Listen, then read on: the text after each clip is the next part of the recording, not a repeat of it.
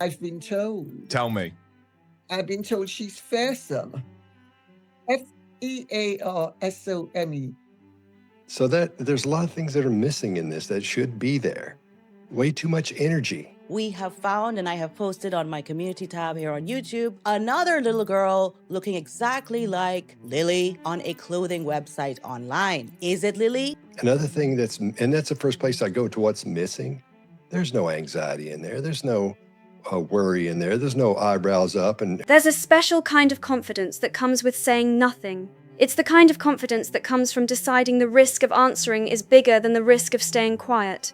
It's believing the questions will eventually fade away, that the headlines will move on, and that silence, when used at the right time, becomes part of the strategy, instead of just an empty space. Meghan Markle has not publicly responded to the twerking video. At least one pregnancy was via surrogate, making the child ineligible for the line of succession. C, she wore a moon bump or other fake pregnancy tummy. She has not commented on the body language, discussions that followed, the medical opinions shared online, or the claims from some commentators who questioned whether the footage showed the physical or behavioral signs they expected from someone who was reportedly close to giving birth. She also has not addressed why the Netflix documentary, presented as the most personal and complete look at her and Prince Harry's life, did not include hospital footage, birth documentation, or intimate moments surrounding the births that some believe could have answered many of the ongoing questions. She recorded Harry's marriage proposal on an iPhone and saved it for the documentary. She captured private moments in cars, at dinners, and inside hotel rooms across different countries. The reason I didn't think it was AI is because it looks like the stomach is fake. Where the baby, I swear that's the first thing I thought, because I know you have monitors and stuff on you when you're in that situation, so she's got that dress over, but I thought, oh, this is just fake. I don't know why they're doing it, and I realized this is old. I thought it was something new. The series created the image of a couple who documented nearly every important part of their journey. Yet when it came to the births of their children, there was not a single frame shown. For many observers, that missing footage has become part of the conversation itself, not just the speculation that followed. Some believe the absence raises questions, while others see it as a personal privacy choice. Looking at past controversies, Meghan has sometimes responded publicly when issues gained attention. You have to prove your accusation. The other party doesn't have to prove anything. You have to prove everything, and you have to do it within the law. Now, the law does not allow you in this country to take DNA samples of anybody without their consent, or, of course, if they are minors, without the consent of their guardians legally, which would usually be their legal parents. For example, when bullying allegations from former palace staff became public, her representatives released a statement rather than remaining silent. When the letter to her father became public, Meghan Markle did not stay silent. She challenged in court and won. When photographers took pictures of her children without permission, she did not stay silent either.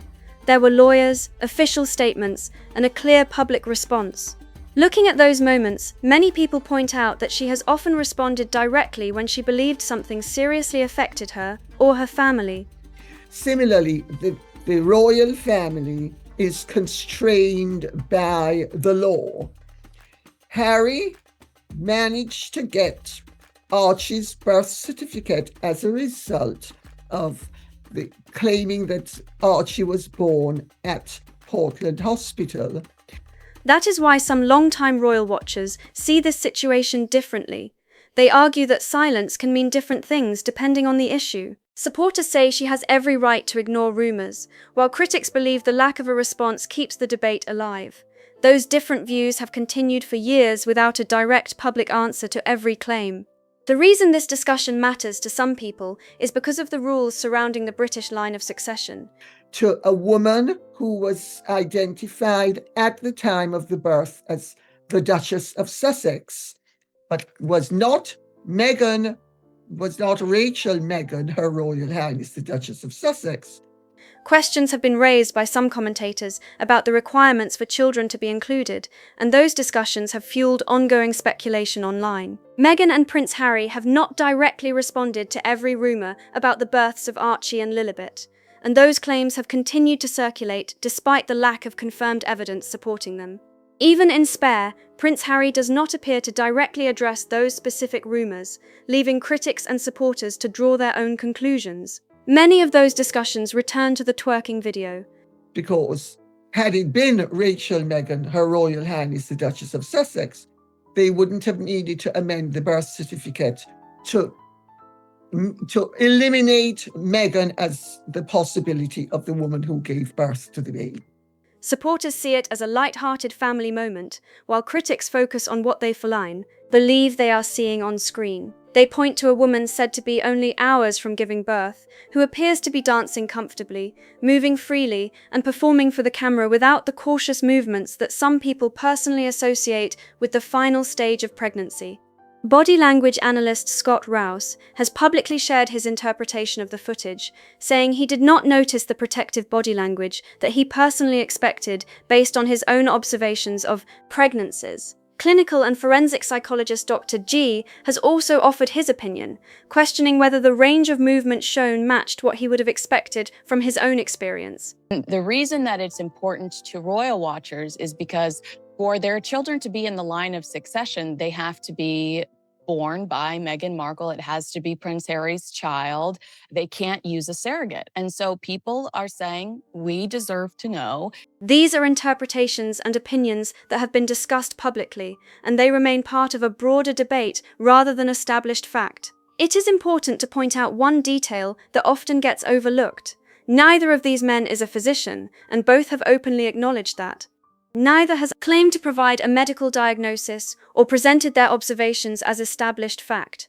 Instead, they have shared their personal interpretations based on their own professional backgrounds and experience. That distinction matters because they are offering opinions, not medical conclusions. The rumors head on. I don't think in Spare, Prince Harry actually writes about the stance in Spare, but I don't think he ever addresses the rumors of whether Archie and Lily were born, came from Meghan Markle's womb. Even so, many people argue that expert observations can still influence public conversations without claiming certainty. When individuals from different professional fields look at the same footage and independently raise similar questions, some viewers naturally become curious about what they believe they are seeing. Others completely disagree and view the same video as harmless, saying people are reading far too much into an ordinary moment. The very same footage has continued to divide opinion, with different audiences reaching very different conclusions. Critics argue that questions like these are rarely settled by silence. It doesn't look real to me. There's so much that's missing from this, as from a body language perspective. Of course, that's the first thing Dr. G and I look at is what's happening with this person. Him more from a psychological standpoint than me, but I'm not seeing any stress in there. I'm not seeing two people who are worried about having a baby. I don't see that connection between the husband and the wife where he's saying, look, everything's going to be fine because she should be scared to death. Alone. They believe that when speculation grows, the most effective response is clear communication, supporting documentation, or a direct public explanation. Supporters of Meghan Markle, however, argue that she should not feel pressured to respond to rumors simply because they gain attention online. Those two positions have remained locked against each other for years, and neither side appears willing to change its view. Looking back at Meghan's public history, some commentators point out that she has not hesitated to issue statements, pursue legal action, or publicly defend herself when she believed it was necessary. Because of that, critics continue asking why this particular topic has not received the same kind of direct response. As over the years, I've seen so many little babies. I've been right there when they were born, and I've seen that interaction of the parents beforehand. I mean, an inordinate amount of times I've been there to do that. No kidding.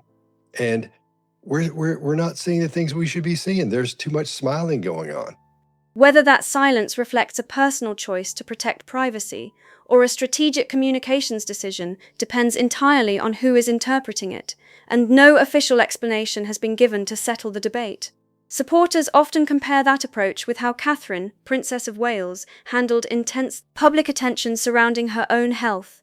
Catherine underwent cancer treatment, a medically confirmed diagnosis that she chose to keep private for several months. During that time, speculation about her health and public absence grew rapidly, especially after the edited Mother's Day photograph sparked worldwide discussion. Questions spread across television, newspapers, podcasts, and social media, creating enormous public interest. When Catherine eventually decided to speak, she did so on her own terms. Rather than responding through representatives or legal statements, she appeared on camera herself and shared her diagnosis directly with the public. That Harry informed the registrar that the woman who gave birth to the child was Rachel Meghan, Her Royal Highness the Duchess of Sussex, but obviously the woman who gave birth was only identified at the hospital as Her Royal Highness the Duchess of Sussex. She explained the situation in her own words, asked for privacy while receiving treatment, and later returned to public duties at a pace she personally chose. Many observers felt that her message immediately changed the public conversation. While discussion about her health continued, the major speculation faded because people finally had a direct explanation from Catherine herself, replacing uncertainty with information that came straight from the source. Many supporters of Catherine believe her approach worked because her message was direct, detailed, and delivered in her own words. Rather than relying on unnamed sources or second-hand reports, she addressed the public herself when she felt the time was right. And they had to remove the distinguishing features of Rachel Meghan. So we can provide the evidence of all the irregularities that have taken place, and we are safe to do so legally. But we can't go beyond that. For many people, that kind of first-hand communication helped answer the questions that had been building for months. It did not stop every discussion, but it gave the public a clear explanation that many felt reduced the uncertainty surrounding her situation. Critics often compare that approach with Meghan Markle's communication style. They point out that Meghan has an experienced communications team, legal advisors, and a well-established public relations operation that has successfully handled major media disputes in the past. She has also used high-profile platforms to tell her story, including a Netflix documentary, a podcast, interviews, and other public appearances. Because of that history, some commentators argue that she has demonstrated a willingness to speak openly about personal experiences when she believes it is appropriate to do so.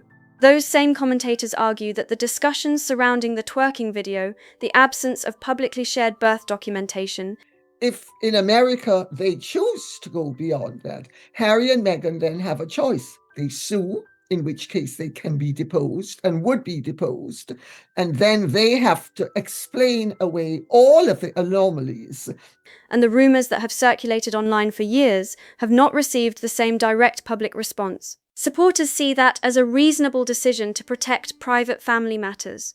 Critics interpret it differently, suggesting that the choice not to engage is itself a deliberate communication strategy. Since no official explanation has been given for every claim circulating online, both interpretations continue to exist side by side. According to many media commentators, the bigger discussion is not simply about silence itself, but about communication strategy. They argue there is a meaningful difference between transparency and narrative control. In this view, transparency means responding directly to public questions with information intended to address those concerns that exist. So again, her story doesn't match. These are all hurdles that they would have to jump over. And as Blake Lively has shown in the Justin Baldoni case, you can say any damn thing you want, but ultimately it comes back to bite you when you are deposed. Narrative control, on the other hand, is described as choosing when a story is told, how it is presented, which platform is used, and what details are included while leaving other subjects unanswered. Whether someone views that as smart media management or selective communication depends largely on their perspective. Commentators who support this interpretation often point to several major projects from Meghan's public career. They describe the Archetypes podcast as an example of carefully presenting stories through a chosen format. They make similar observations about the Netflix documentary, arguing that it allowed Meghan and Prince Harry to present their experiences in their own way. The Oprah interview is frequently mentioned as well because it gave the couple an opportunity to discuss deeply personal topics in a setting where they could share their perspective at length. Supporters view these appearances as important opportunities to tell their story directly, while critics see them as examples of a communication strategy built around carefully selecting when and how that story is presented. Oprah, by many accounts, asked the questions that fit the format of the interview and the conversation that had been planned. Even so, some media commentators have argued that the overall direction of the interview remained centered on the story Meghan and Harry wanted to tell. From that perspective, the discussion focused on the experiences and themes they chose to share, while other subjects simply were not part of the conversation. Supporters view that as completely reasonable for a personal interview, while critics see it as an example of carefully managing the public narrative. Many commentators argue that this kind of communication strategy works best when you control the timing, the platform, and the subjects being discussed. In that situation, every interview, documentary, podcast, or public appearance becomes an opportunity to present events from your own perspective. Critics say that approach can be highly effective because it allows key messages to remain consistent across different platforms and audiences. To have main character energy is probably going to be pretty difficult in a royal family where you are the backup dancer. Like, you are not married to the heir. You are always going to be second fiddle. Does this explain a lot of why she I look at that video and I go, this is exactly why she was never going to fit into the royal family. According to those same critics, the challenge comes when a story begins circulating outside that planned framework. They argue that the twerking video became part of the conversation in a way that was not connected to an official project or scheduled media appearance. As the footage spread online, different commentators, creators, and viewers began offering their own interpretations. Some believed it was simply a playful family moment, while others questioned different aspects of what they saw. Because those discussions developed independently, the conversation was no longer being shaped through an interview, documentary, or official statement. Some critics believe the continued silence reflects a communication strategy that prioritizes deciding when and how public responses are made. Others reject that interpretation entirely, arguing that choosing not to engage with online speculation is often the most sensible response. Those competing viewpoints have remained part of the public debate, and neither has been conclusively resolved. Many commentators also point to what they see as an interesting contrast. Meghan and Prince Harry have often spoken publicly about why they stepped away from royal duties. Across interviews, documentaries, and Prince Harry's memoir Spare, they described frustrations with what they viewed as a culture that discouraged openness and relied heavily on privacy and institutional messaging. Those themes became a consistent part of their public story and were discussed in the Oprah interview, throughout the Netflix series, and in Harry's book. Because of that, some critics argue there is an irony in the current situation. They believe the couple frequently encouraged greater openness when discussing the royal family, yet have chosen not to publicly address every question that has been raised about their own lives. Supporters respond that the situations are not comparable and that everyone has the right to decide which parts of their personal lives remain private. That difference in perspective continues to shape the wider debate. Because there's etiquette, there's decorum, there's, a lack of, let's avoid all vulgarity if we can. It's giving Fergie with her toes in somebody's mouth on the cover of a tabloid. But having main character energy, that might have been what tipped off Prince Charles at the time and Prince William, that this might not be the easiest ride. As one commentator put it, yeah, I think that you're onto something there, because Scott, we know thanks to the timeline that at this point Harry and Meghan had already signed a very lucrative contract with Netflix, and they had been recording footage for the documentary series over a long period of time. That observation has led some commentators to ask how much personal footage was available during that era, and how decisions were made about what ultimately appeared in the finished series. Commentators have pointed out that the Netflix project evolved over time, including reported changes to the production team before the series was completed. Throughout the documentary, viewers see numerous personal moments recorded on mobile phones and other devices. One of the earliest scenes shows Prince Harry filming himself as he prepares to leave on what the couple described as their freedom flight aboard Tyler Perry's private jet. The documentary also includes other intimate clips that appear to have been captured on an iPhone or similar device, reinforcing the impression that many important moments in their lives were being recorded as they happened. Another frequently discussed scene shows Harry and Meghan watching their Oprah interview together after it aired. Meghan's mother appears to be filming them as they react to the broadcast, creating yet another behind-the-scenes moment that became part of the documentary. Throughout the series, there are repeated examples of private family footage, personal conversations, and everyday experiences being preserved on camera. Many viewers came away with the impression that documenting significant parts of their lives had become a regular habit rather than an occasional event. Because of those scenes, some commentators have questioned how the couple balances privacy with public storytelling. Supporters argue there is no contradiction at all. They believe there is an important difference between choosing to share personal moments on your own terms and having private moments captured or published without consent. Absolutely. I work with a lot of families in a therapeutic sense, and people who are unwilling to make any sacrifices to work with a family, to make the family function better. Those people that think they're too important for that, that's going to create problems. And that very much seems that there is a complete unwillingness to make sacrifices for the family.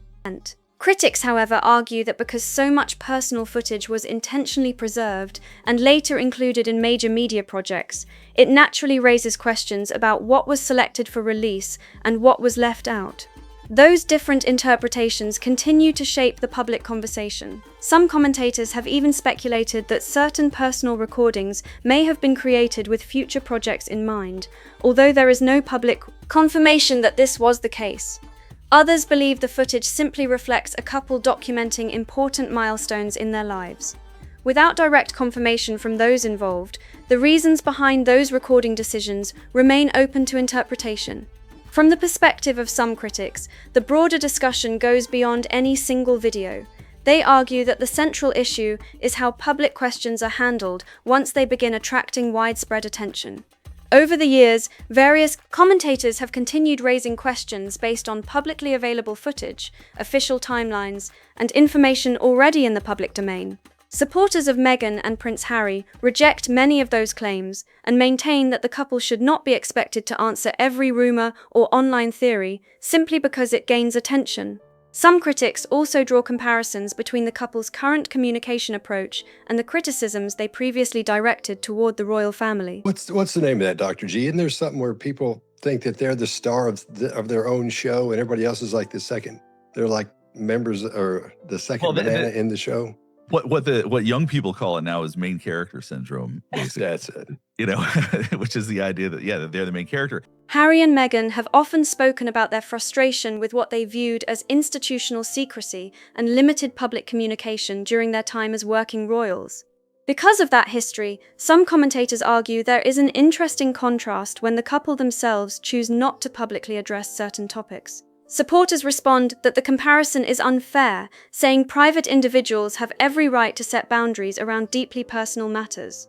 As a result, the debate continues, with both sides interpreting the same silence in very different ways and reaching very different conclusions.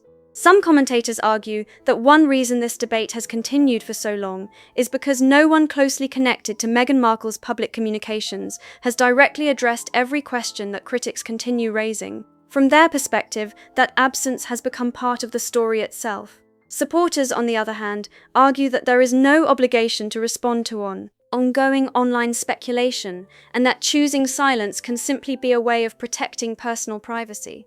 Those two viewpoints remain at the center of the wider discussion. Another point that has entered the conversation comes from clinical and forensic psychologist Dr. G, who has publicly described what he viewed as main character syndrome. He was not presenting it as a clinical diagnosis, and he made clear that he was using it as a way to interpret public behavior rather than to diagnose an einzelner individual.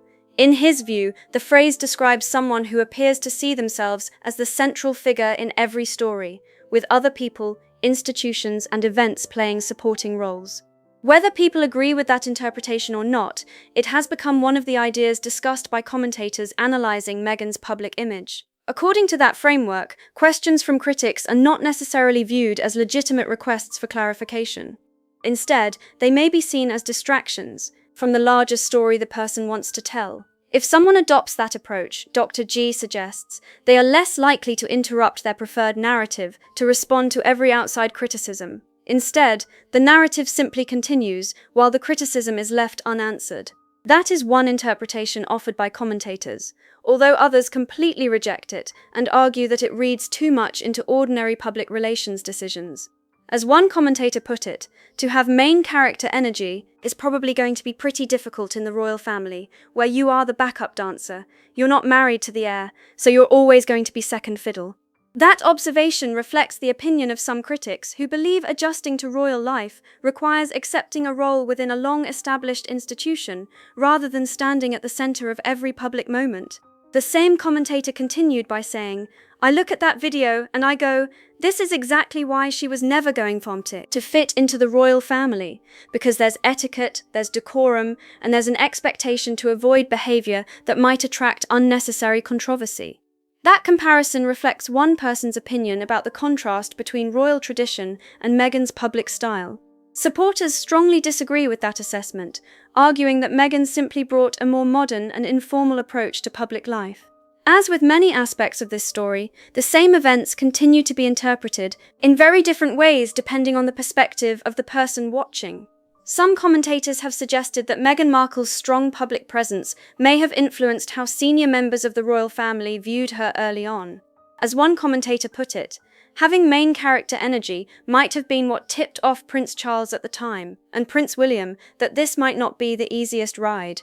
That reflects the opinion of individual commentators who believe adapting to royal life requires accepting an institution where tradition often takes priority over individual personalities. Others disagree and argue that Meghan simply approached public life differently from previous members of the family. From the perspective of some critics, that same communication style helps explain why certain questions have continued to attract attention. They point to the Netflix documentary and note that while it included many intimate moments from Meghan and Harry's lives, it did not include hospital footage or other personal moments surrounding the births of their children. Critics argue that these omissions have continued to fuel online discussion, while supporters maintain that those are deeply private family moments that never needed to be shared publicly in the first place. The same debate surrounds the now widely discussed twerking video. Supporters see it as nothing more than a personal family clip that should not require a public explanation. Particularly in public or anything else. So I think when you believe you're the main character, you don't need to make sacrifices. Everybody should see how important you are, and they should listen to you. And what you have to say is, the be what everybody pays attention to. Critics, however, argue that because the footage has generated years of discussion and countless interpretations, a direct response could have addressed at least some of the ongoing speculation. Instead, the conversation has continued, with people on both sides interpreting the silence in completely different ways. Some media commentators argue that Meghan's broader public strategy has focused on telling her story through carefully chosen platforms and projects. In their view, material released through interviews, documentaries, podcasts, or official statements becomes part of the narrative she chooses to present, while discussions that emerge independently are often left unanswered. Whether someone sees that as effective media management or selective communication depends entirely on their perspective, and that disagreement has remained a defining part of the public conversation. For many critics, the larger issue is consistency. They argue that Meghan and Prince Harry publicly challenged what they viewed as a lack of openness within the royal family and called for greater accountability. Because of that, those same critics believe it is reasonable to expect similar openness when questions are directed toward the couple themselves. Supporters reject that comparison, saying public figures are still entitled to keep certain parts of their family life private, regardless of past interviews or public statements. That difference in expectations continues to drive debate years after these events first entered the headlines. One thing is certain, the discussion has not disappeared. Every time new footage, interviews, or old clips resurface, the same questions return, and people continue to debate the same issues from very different perspectives. Whether future statements will ever address those discussions remains unknown, but the conversation shows no sign of fading anytime soon. If you enjoyed this analysis, make sure to like the video, subscribe to the channel, and turn on notifications so you never miss future deep dives into the biggest royal stories and media controversies. And most importantly, leave a comment below. Do you think Meghan's silence is simply a way of protecting her family's privacy, or do you believe it has encouraged even more public speculation? Share your thoughts respectfully. We'd love to hear your perspective.